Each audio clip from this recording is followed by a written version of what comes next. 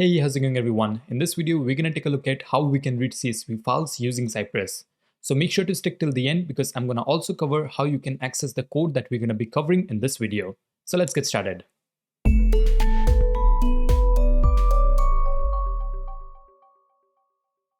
So the very first thing we have to do is install the package called Neat-CSV. So Neat-CSV will allow us to parse the CSV file.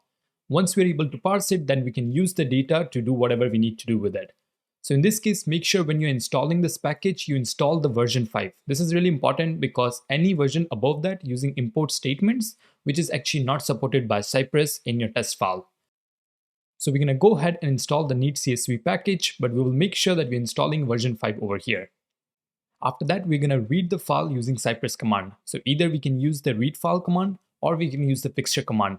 So the difference between two is using the readfile command, we're actually passing the path of the entire file. So maybe your file is in your root folder, if it's in the data folder, whatever that might be. But in the fixture command, we are simply saying cy.fixture and we are adding the name of the file. So by default, when you're actually using the fixture command, Cypress already knows that the file is actually located in the fixture folder. So you don't have to provide the entire path. So you can use either command depending on where your file is located. In this video, we're going to be using the fixture command. After that, we're going to write the test or do some kind of validation using the CSV data. Now this part is totally depending on how you want to use that CSV data. Maybe you simply want to just read the file and then pass it along in your test. Maybe you want to do some kind of manipulation with it and then you have to add it in your test. Depending on what you need to do, you can figure it out. But in this video, we're going to simply take the data and we're going to pass it into some input field. And we're going to try to run a test to see whether the data will show up in the input fields or not. So this is going to be our overall test. So let's get started with our code and install the Neat-CSV package.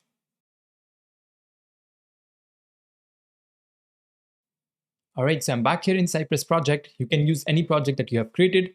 Over here, I've simply created a new file. I've called that one csv.cy.js and I've added a describe and an it block. Now within my describe block, I'm simply saying read CSV. And the it block is going to a website which is practice.automationbro/contact.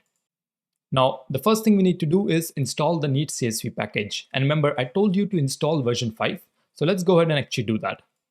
So in my terminal, I'm going to do npm install Neat-CSV. And then I'm going to do @v5. This will go ahead and install the version 5 for us. And I will also add it in the dev dependencies. This is optional. So I'm just going to run the command and it will go ahead and install all of our packages.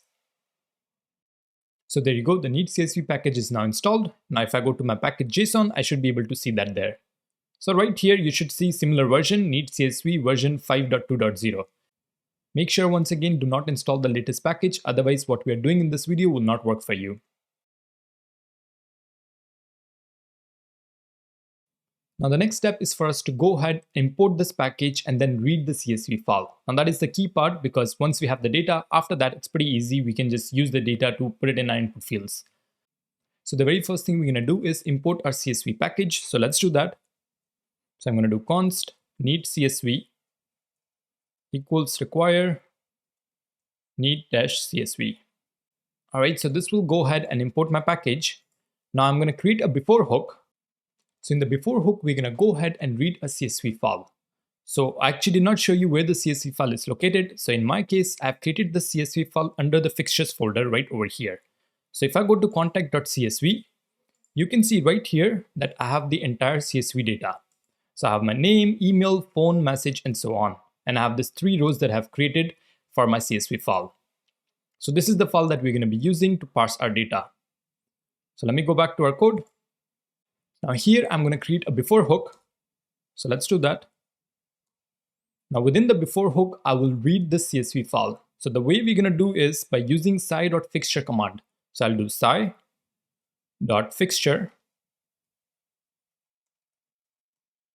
Now within the fixture command, I can pass in the file name, which is going to be our CSV file. So the file name in my case is contact.csv.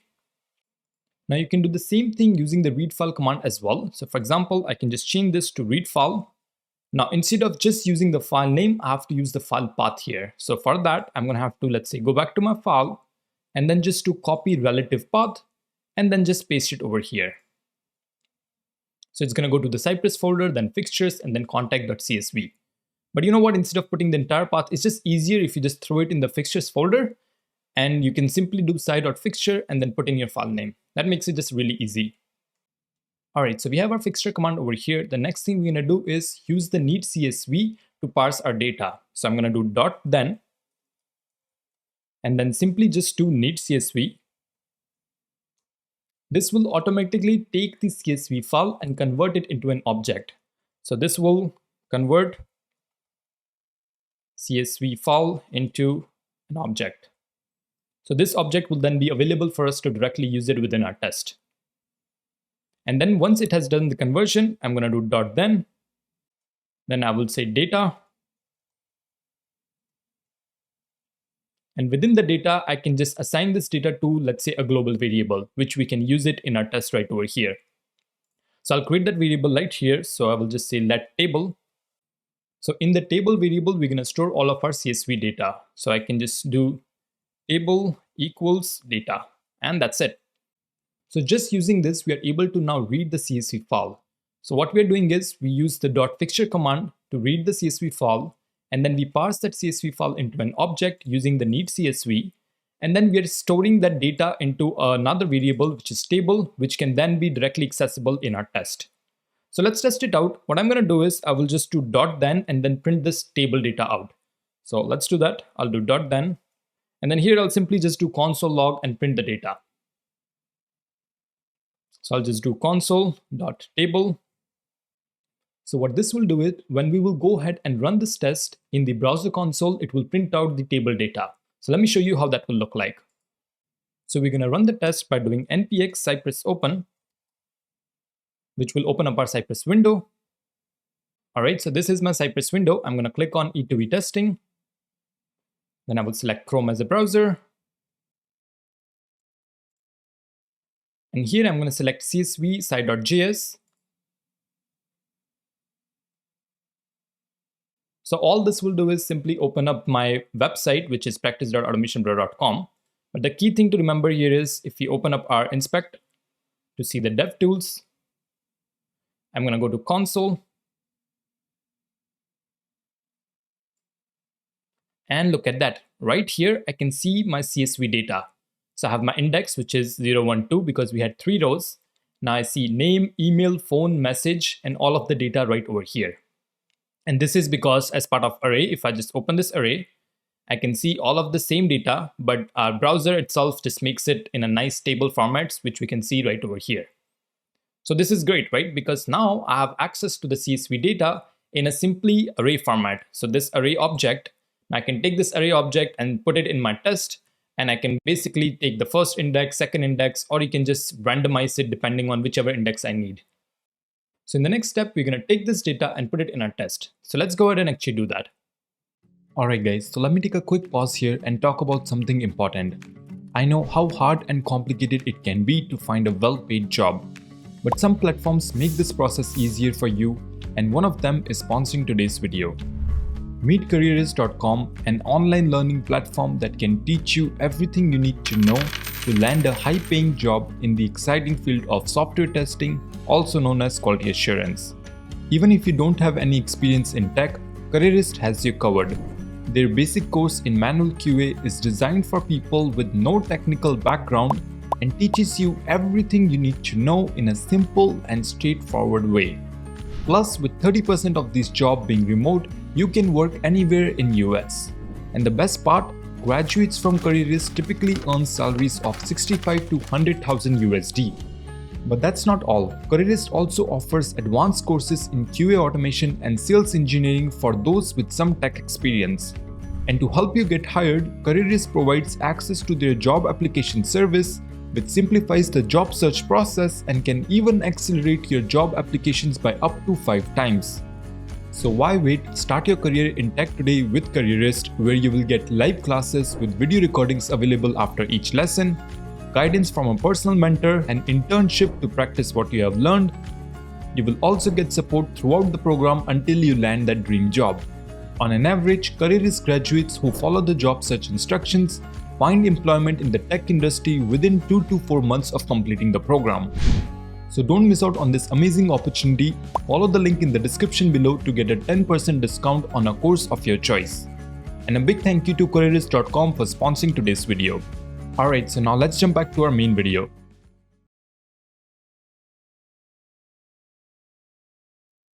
So I'm back here in VS Code, and in my id block, we are actually visiting this website, which is practiceautomation.com/contact. Now over here, we have set of input fields where we're going to be passing this data. So let me show that to you. So this is the website, and if I just scroll down, we have name, email, phone, and message. So all we're going to do is take that CSV data and then put it over here.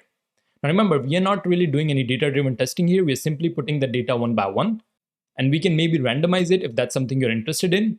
But if you want to do data-driven testing, then let me know in the comments below, because we have to do certain different steps in that so that we have access to the CSV data before we even run our test. Now that's a little bit complicated, but in this video, I'm simply just going to show you how you can take that data and put it in this input field. So let's go ahead and do that. So I'm going to do cy.get to actually get our elements. Now I already know all the elements that we're going to be using here, so I'm just going to add in directly. So I'll just do contact dash name. That's the first one. And I'm using the input field. I'll do dot type. And here in the type, we have to add in the table. So this table is basically an array. So I'm just going to do table. And let's see if I need the first row. So I'll just do first index, which is the 0th indexed. And then from there, which field do I need? So I know I need the name field. So I can just do dot name like that, or basically name in the bracket. Now the same thing we need to do for our message, phone, and I think there was one more. So we're just going to do it for all 4 of them as well. So let's just do that. So this one is email. So I'll change that to email. The next one is our phone. And the final one is our message. And the message is actually not an input, it's a text area. So I'll just change that to text area.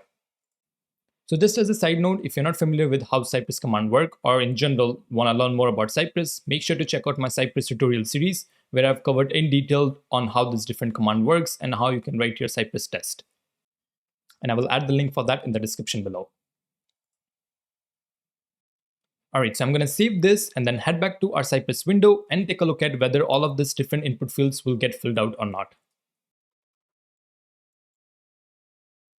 Alright, there you go. So we're actually going ahead and filling all of this different data. So you can see the name is filled with Luffy. We have our email, we have the phone number, and we have the message, I will become a pirate king.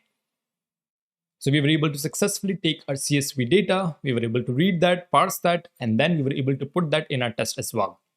Now here, of course, I'm hard coding the exact data. For example, I'm saying I need the first row, or I'm saying maybe let's say I need the last row. But we can probably do something else with it, get a little bit fancy. You might want to randomize this so that you have a set of data, and every time you run the test, it's going to put in the data based on randomized number. So the index can be randomized. And I can just show it to you how that will work, because that shouldn't really take that long.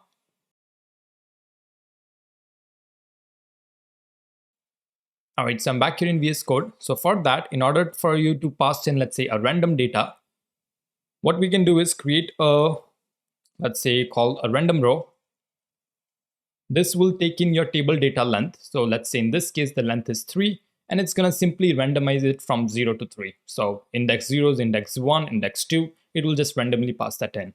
So we can just do that using a simple math.random command. So I'll just do math.floor because we need floor number. So from there, I'm just going to do math.random. And this is the method. And then here, I'm going to just simply take in table.length, which will be 3 in this case. And that's pretty much it. So if I go back now, we're going to see it will, every time you will run the test, it's going to pass in random data to us. And actually, it will not, because I have to take this random row. And instead of 0, I have to just replace that. There you go. So it's going to take in a random row each time when we're going to run our test. So there you go. This time it picked up our 3rd index, which was chopper. So it's saying chopper at onepiece.com. So it's a different data. First one was Luffy, second is 0, third is chopper. Now, if I just do refresh here, it's going to go ahead and fill in different data this time. There you go. So this time it's actually going ahead and filling in the data for Zoro, which is again another character. So this is really nice because now each time you're going to run your test, you're going to have different set of data that's being passed in into your test. So maybe this is one of your use cases that you want to try out. Let's say you have set of data, and within that set of data, you want to pass in that data into your test, and every time you pass in, it should be, let's say, a different data.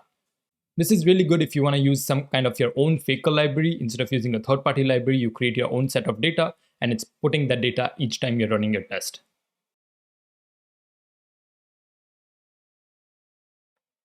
So to quickly summarize, all we did is we installed our Neat-CSV package, and we made sure that we used the version 5, because any version above that is at the moment not supported. It uses the import statement, which at the moment doesn't really work.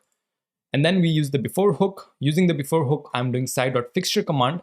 So this cy.fixture command is simply going ahead and taking my contact.csv, and it reads that file, and then we use the .then Neat-CSV, which will simply go ahead and convert my CSV file into an object, into an array object.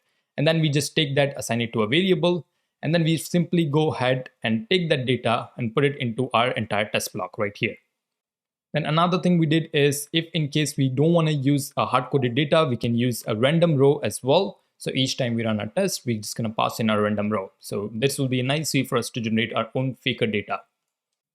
Now, one of the common flows when working with CSV data is to do data-driven testing. Here, for example, I'm only adding one row when I'm running my test.